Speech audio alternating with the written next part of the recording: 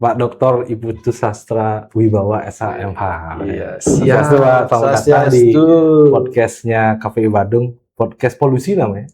Podcast apa? Polusi. Podcast pemilu dan demokrasi. Jadi polusi ini kan tidak selalu harus negatif. Gitu. Jadi kita sebarkan virus-virus demokrasi kepada masyarakat di Kabupaten Badung. Kenapa kata nih Pak Dekan? Selamat sore. Selamat sore dari Pak Gung Rio, salah satu komisioner muda kita KPU Badung, ini generasi muda yang luar biasa. Tadi menarik ya menyimak kata polusi. Gitu ya. Mudah-mudahan kabar kita tidak terpolusi. Polusi tadi saya tangkap bagus akronimnya ya. Ada akronim mendadak nih. Polusi itu janganlah diakronimkan berat. Coba kita ambil hikmahnya ya. Kalau kita membaca kata polusi kan kesannya negatif. Tadi sudah jelas. Tapi ternyata kata polusi di KPU Badung itu mencoba mengangkatnya ke hal-hal sifatnya positif. Betul. Bagaimana polusi ini dianggap sebagai virus yang positif, virus demokrasi yang menyebar ke pelosok-pelosok Kabupaten Badung. Terima kasih Pak Gung Rio telah diundang di podcast KPU Badung. Apa nama podcastnya ini? Polusi sekali lagi. Polusi. Podcast pemilu dan demokrasi. Dan podcast pemilu pertama kali Pak Dekan langsung ke KPU Badung, langsung duduk di meja. Ini langsung ditodong ya malah persiapan. Mudah-mudahan kita tidak ngalun-ngidul siap, dan tidak memiliki polusi negatif. Kita polisikan sebarkan virus demokrasi yang baik. Oke. Nah, Pak Dekan ini kan selaku Dekan Fakultas Hukum UNHI Universitas Indonesia yang dimana sebenarnya teman pilih saya juga alma mater dari Fakultas Hukum. Luar biasa. Dan diberikan kesempatan ngayah dikirim KPU Badung untuk mengawal demokrasi dan kepemiluan di Kabupaten Badung tentunya Pak Dekan. Nah, yang unik kan kita di UNHI, Pak Dekan, Fakultas selaku Dekan, ada dua program studi yang unik nih. Ada program studi hukum adat dan hukum agama Hindu. Yang biasanya nih, kan sewaktu yang masih kuliah pun ditanya di mana kuliah di UNHI, prodi apa hukum adat, kalau dari Bendesa gitu pertanyaannya. Bahkan dan ternyata setelah yang masuk pun Pak Dekan salah satu mentor dosen yang selalu mengarahkan tiang bahwa kita tidak jauh-jauh dari hukum tata negara dengan hukum adat. Benar Pak Dekan sebenarnya nih, apakah hukum adat itu harus jadi Bendesa Pak Dekan? Oke, terima kasih Pak Gung Rio ya.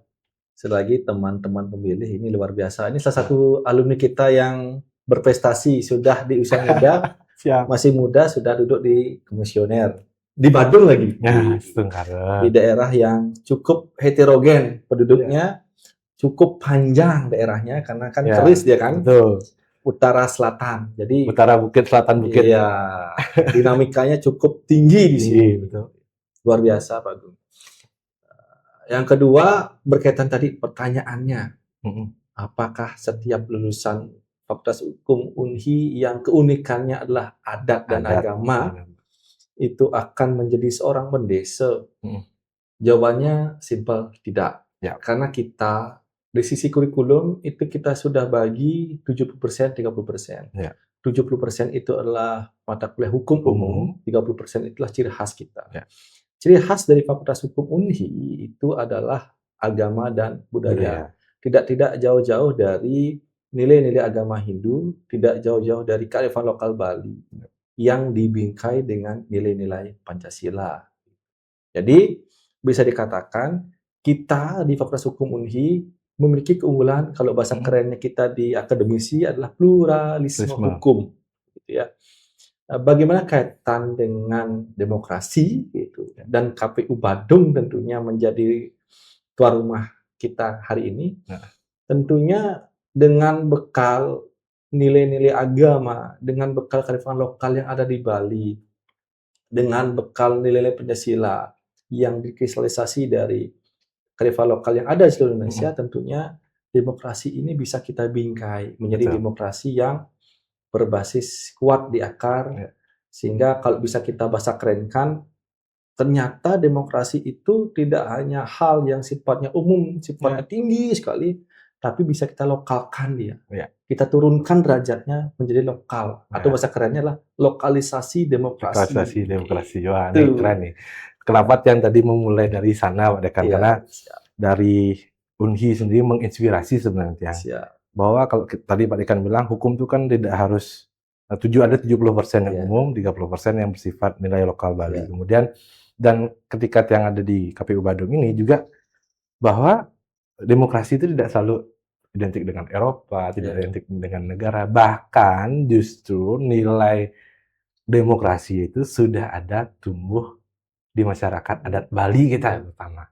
Nah, Pak Dekan sendiri nih melihat demokrasi dari sisi adat. Kebetulan kan praktisi juga nih, projuru, dosen hukum adat juga dekan Fakultas Hukum Unhi yang luar biasa. Yang kira dekan muda juga. Nah, melihat demokrasi dengan adat kita apa sih kolerasinya atau benang merahnya di mana sih, Pak Dekan? Oke, terima kasih. Benar adanya bahwa demokrasi itu kan lahir di dunia barat lah. Ya. Secara teoritikal, secara normatif lagi. Tapi kalau kita gali lebih dalam, ternyata di Indonesia atau lebih khusus lagi di Bali, nilai-nilai demokrasi, implementasi dari nilai demokrasi itu telah ada sejak dulu di Bali. Ambil contoh lah, kalau kita ambil dari lembaga peranata sosial kita di Bali, di desa adat contohnya. Implementasi demokrasi di desa adat itu sudah cukup jauh dilakukan di Bali. Baik dari mekanisme pengambilan keputusan maupun dari mekanisme dalam pengangkatan atau pemilihan dari, kalau bahasa keren kita di Bali, perjuru adat. Misalnya di mekanisme pengambilan keputusan di tingkat desa adat, kita kenal dengan namanya mekanisme paruman. Musyawarah mufakat. Suara untuk mufakat. Bagaimana kita berdialog, berdiskusi, mencari kemufakatan dari suatu permasalahan. Itu tidak jauh-jauh dari nilai Pancasila kan, sila keempat. Kemudian kalau kita ambil konteksnya dalam demokrasi kaitan dengan pemilihan. Ambil contoh lah dalam pemilihan pimpinan dari desa adat. Kita tahu sendiri kan desa adat di Bali ini kan sekarang jumlahnya 1.500 desa adat. Di mana kalau kita bagi menjadi tipologinya, beberapa literatur mengatakan ada 3 tipologi, desa adat tua, Apanaga, dan desa adat Balianyar. Itu sudah ada 3 tipologi. Tentunya 3 tipologi ini juga membedakan tata cara pemilihan pimpinannya. Struktur pemerintahan juga bisa membedakan. Kemudian secara letak juga bisa berpengaruh. Ada desa adat di pegunungan, di daratan, di pesisir.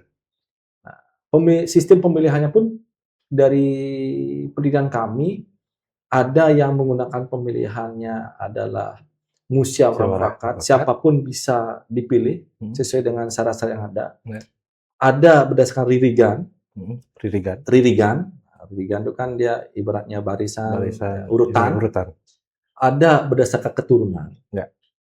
Kalau dia bapaknya misalnya sebagai pimpinan adat, berdesa atau sebutan lainnya, dia akan berlanjut di anak.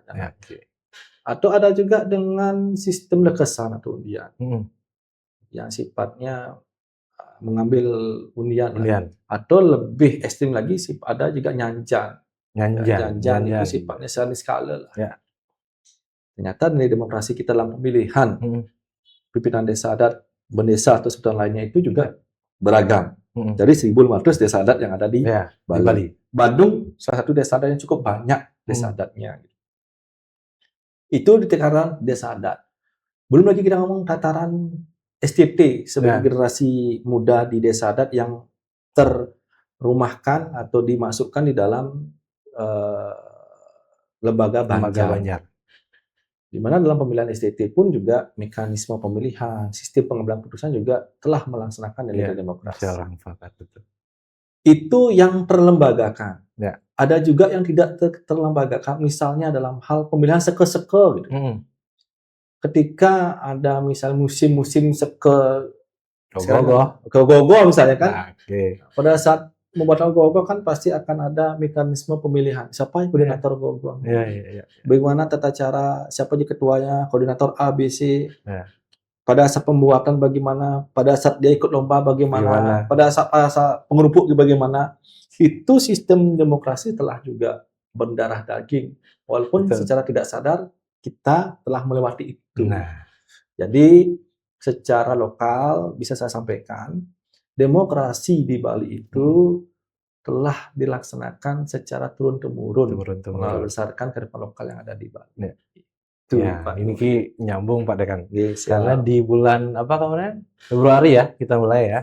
Bulan Februari ini ke KPU Badung ada sebuah produk Kriya Loka Yohana. Kriya Loka Yohana. Okay. Jadi kreativitas lokal pemuda Bali yang kita gali nilai-nilainya, apakah dia termuat ada nilai demokrasi tidak gitu. Salah satu eventnya yang seperti tadi Pak Dekan sampaikan, ogoh-ogoh.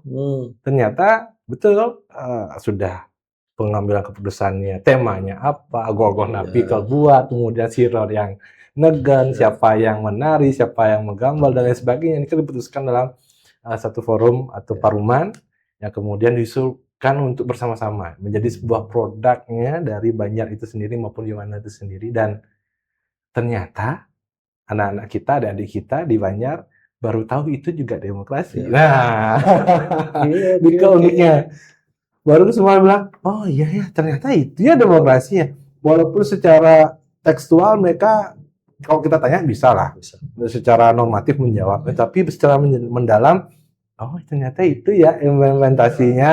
Nah, baru semua kayak gitu, ada kan. Jadi semua baru sadar bahwa itu juga bagian dari demokrasi yang sudah menempel di kita. Nah, melihat dari partisipasi nih Pak Dekan, jadi kan kalau tadi ada lokalisasi demokrasi yang kita lihat dari sudut pandang cara pemilihan bendesa, pemilihan keputusan. Nah sekarang partisipasi adat itu sendiri. Kadang-kala kita melihat bahwa dalam konteks desa adat itu kan sebuah kesatuan masyarakat hukum adat yang merupakan sebuah komunitas atau kelompok gitu kan.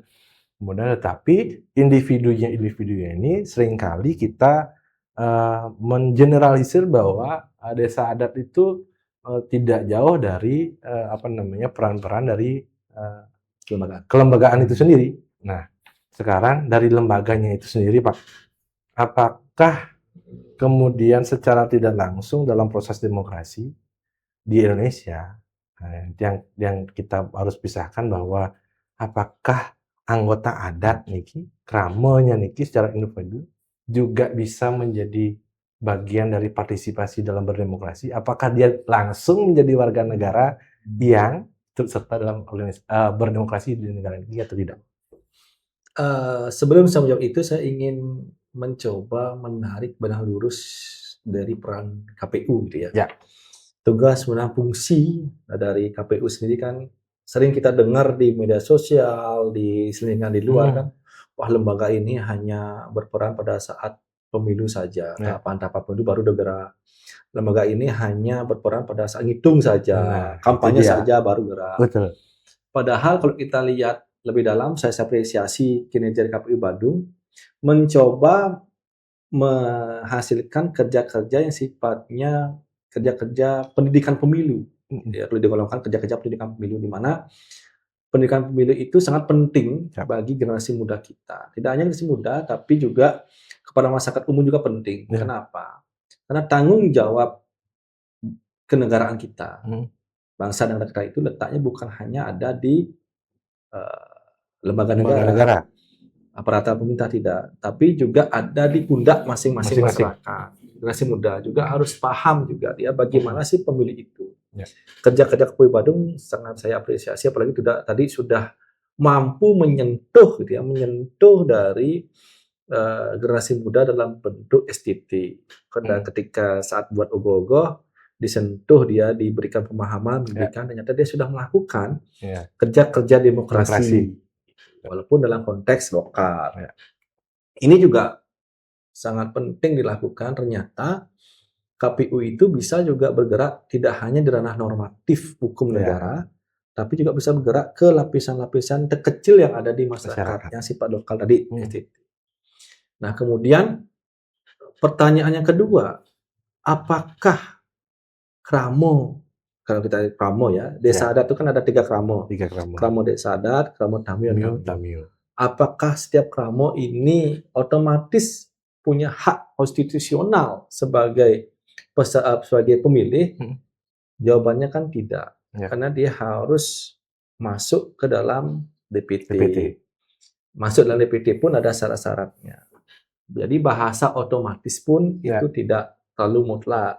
Karena ada secara hukum negara, walaupun bahasa konstitusional adalah setiap warga negara berhak untuk dipilih dan memilih, tapi ada syarat-syarat tertentu, termasuk kramo desa adat. Nah, bagaimana kontekstualnya kramo desa adat ini bisa mendukung pemilu yang ada di Bali, apalagi kita akan menyongsong pemilu yang menarik nantinya, model baru nanti di 2029. Dipisahkan lagi pemilu legislatif dan eksekutif. Itu tentunya peran desa adat sangat diharapkan di sini. Tidak hanya peran untuk meningkatkan partisipasi pemilih, tapi juga bagaimana untuk meningkatkan kualitas dari penyelenggaraan pemilu itu sendiri. Kualitas kan tidak ada lagi money politik, tidak ada lagi pelanggaran-pelanggaran tingkat bawah. Apa yang bisa dilakukan desa adat? Desa adat kan bisa berkolaborasi dengan KPU untuk melaksanakan pendidikan, pemahaman kepada kramo desa adatnya. Kalau yang paling gampang diundang kan kramo desa adatnya. Kalau kramo Tamio kan agak sulit. Nah, udah kramo desa adatnya. Karena kramo desa adat ini yang menjadi kramo mipil pun kan berbeda-beda di desa adat. Bisa ada model song, ada satu keluarga langsung menjadi kramo ayahannya gitu. Tapi pada prinsipnya semua punya hak. Tapi syarat harus memenuhi syarat-syarat tertentu sebagai pemilih. Dan apakah hasil lagi desa adat punya peran untuk meningkatkan kuantitas pemilih dan kualitas penyelenggaraan pemilunya di Bali sangatlah diharapkan di sana. Begitu. Nih Pak Dekan, jadi tadi menarik tuh. Kan Pak Dekan bahwa desa adat ini kalau yang di awal juga Pak Dekan menyebutkan pluralisme hukum, bahwa kalau yang melihat, kebetulan lagi nulis juga Pak Dekan. Jadi kan Bali ini sebagai sebuah, bisa kita sebagai contoh laboratoriumnya pluralisme hukum di Indonesia gitu. Nah, perannya itu sendiri Pak. Ya, lagi tadi kan sudah memberikan ruang pendidikan demokrasi. Kalau kita lihat pun dalam kenyataannya, di saat hari pemungutan suara, desa adat ataupun lembaga adat kita kan sudah mengemargian lagi, pun jam 7, kukul itu masih berbunyi. Nah, selain itu Pak, dalam konteks pluralisme kita, konteks hukumnya, apa yang bisa sebenarnya desa adat bisa lakukan untuk mendorong partisipasi? Ini menarik ya, saya tahu arah kemana ini. Karena beliau pencetus sedang berpendapat, punya pendapat, tapi Pak simbiosis mutual. Kita tahu sendiri kan ada 1.500 desa adat di Bali. Biar tidak dikira kita menambah beban desa adat lagi. Sudah mengurus parayangan, pawongan pelemahan, lagi ngurus pemilu gitu. Padahal pemilu itu kan negara punya tugas. Hak memilih dan dipilih itu kan juga hak. Nyak angonnya nyak sing kan gitu. Tapi kan kita dari sisi bernegara kan meningkatkan partisipasi pemilih itu kan salah satu juga target kita selain kualitas. Nah, apa yang bisa dilakukan desa adat? Saya lagi pertama pendidikan. Pendidikan bekerja sama KPU bagaimana memberikan pemahaman bahwa walaupun itu hak suara, memberikan suara, tapi suara dari kramo desa adat itu juga akan berpengaruh terhadap keberadaan dari bangsa negara Bali secara khusus dan desa adat secara khusus juga. Kemudian apa lagi bisa dilakukan? Walaupun ada hukum negara mengatur, saya bertanya kembali, apakah diperlukan? Diperlukan suatu instrumen hukum adat yang mewajibkan, mengharuskan orang untuk datang. Gitu. Itu kan juga menjadi perdebatan nantinya. Apalagi nanti ada peraram. Ketika orang yang sudah ada di DPT, terdata di DPT misalnya sudah diumumkan di Banjar, kan DPT ditemukan di Banjar, di Banjar. Tapi Kramo Desa Adat yang ada di sana tidak datang. Apakah secara Desa Adat ingin membuat peraram, bisa membuat peraram, karena salah dia, ya itu akan muncul perdebatan juga. Ya, karena kembali masih hak. Hak itu. Jangan sampai hak itu menjadi kewajiban. Dan Desa Adat jauh mengambil perannya ke depan. Betul. Walaupun secara ide banyak ide seperti itu, tapi haruslah hati-hati, gitu ya, hati-hati. Banyak cara yang bisa dilakukan Desa Adat. Misalnya, ya ada stimulus lah gitu. Ketika kentongan bunyi, gugul bunyi kan panggilan Desa Adat itu. Ketika mereka sudah masuk nama DPT, mereka menggunakan hak suaranya. Ketika tangan mereka ada tinta, dibuktikan, oh ini Kramo Desa Adat, mungkin saja dapat stimulus apa dari Desa Adat jika Desa Adatnya punya uang. Jadi kan salah satu itu salah satu. Saya dulu pernah di zaman COVID, terang-terangan aja, kami di Prajuru Sadar yang buka Banyarnya, tapi sudah bisa dideteksi itu. Door prize pada saat pemilu. Hadiahnya sepeda, kompor, kipas angin. Setiap yang datang dapat door prize. Kenapa kita lakukan itu? Karena pada saat itu zaman COVID. Meningkatkan partisipasi kan, betul. Takutnya kita angka partisipasinya di bawah 70%, kan bahaya. Betul. Maka kita buat door prize itu. Kita cari dana dari dana Prajuru. Jadi yang sudah datang ke Banjar dengan tinta dia dapat kupon undian. Nanti kita habis undi itu, oh ini door prize-nya. Kan menarik. Selain yang kita lihat di selama ini kan hanya sifatnya pakaian, dekorasi. Tapi yang perlu dijaga kan yang ngasih door prize jangan juga terafiliasi dari satu partai politik calon. Ya door prize itu dari orang yang netral lah. Dan door prize itu memang diundi secara terbuka.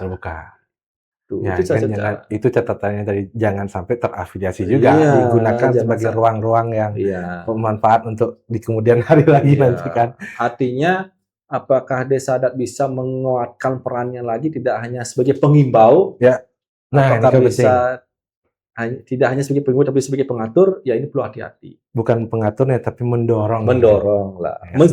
Stimulus. Kalau mengatur sih berat karena hak dia. Dan itu merupakan hak konstitusional yang bisa dilakukan atau tidak. Desa Adat kan walaupun ada pawongan di sana, ya saya kira tidak menjadi tugas wajibnya Desa Adat untuk mewajibkan orang memilih. Tapi Desa Adat bisa menjalankan dharma negaranya dengan cara memberikan himbauan dan memberikan stimulus kepada masyarakat untuk meningkatkan partisipasi pemilih secara kualitas. Apakah secara kualitas bisa dijaga? Bisa saja. Ketika nanti ada Kramonya berbuat sesuatu pelanggaran terhadap pemilu, itu kenakan sanksi aja bisa kena. Kan secara kualitasnya menjaga. Oh kalian Kramo Desa Adat A, kita sudah masuk tahapan kampanye pemilu. Jangan sampai, gimana kalau kita parum? Jangan sampai ada orang yang melakukan pelanggaran pemilu. Jika ada pelanggaran pemilu, maka akan kena sanksi Desa Adat ini. Itu menarik. Sosialisasinya, ketentuannya, pelanggaran apa yang berpotensi terjadi. Terus serta untuk menjaga bahwa kondusivitas. Kondusif, tidak jadi provokator. Sehingga menjaga kualitas. Itu juga Desa Adat bisa berperan. Kan bisa. Karena dia memberikan sanksi kepada Kramo Desa Adatnya yang berbuat salah. Betul. Kadang-kadang kan juga itu kita juga jaga nih nama baik-baik Desa Adat. Dari Desa Adat A nih, gitu. Dia mencoret-coret baliho gitu. Kadang-kadang kan itu muncul juga tuh di. Jangan sampai Desa Adat ini si A dari Desa Adat B. Banjar A. Dia provokasi dia gitu. Itu kan. Nah, untuk menjaga kondusivitas itu ya buatlah suatu kesepakatan. Tapi itu kan yang lagi-lagi yang yang bisa dilakukan oleh Desa Adat pada saat tahapan-tahapan pemilu itu. Tidak hanya dari kuantitas tapi kualitas dari lebih menyentuh dan dekat terhadap Kramo Adat itu sendiri. Suksuma nih Pak Dekan. Sudah sepertinya waktu sudah menunjukkan biasa bro kita singkat, jelas dan padat. Dan tadi izin nanti yang kutip di tulisan.